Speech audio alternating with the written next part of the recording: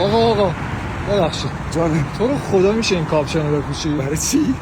هوا منفی 6 درجه است. خب. من دارم یخ میزنم با این کاپشن 2 تا سویچر. کاپشن خیلی قشنگیه به شلوار منم قابلتو میاد نداره واسه ولی خوده نه چقدر تو مهربونی.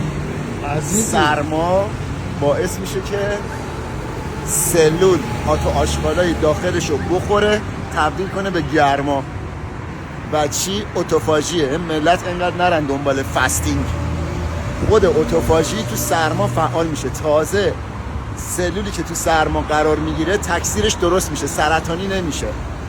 تازه تو سرما التهاب میاد پایین. دقت کردی هر جایی که آسیب میبینه یخ میذارن؟ درسته. سرما باش. دیدی تو سرما خوابت میگیره، هورمون استرست میاد پایین. مردم اگر بدونن که برای پیری، جلوگیری از پیری، جلوگیری از چروک صورت میتونن تو سرما باشن، اتفاقا بدن به سرما عادت میکنه همونطور که به گرما عادت میکنه و یک پروتئینی درست میکنه ضد سرطان به نام کولد شاک پروتئین. آقا جسارتا شما مدرک چیه؟ دکترم. بابا دمت گرم. باور کن. مرسی. قابلتو نداره. فدات بشم. خدافظ.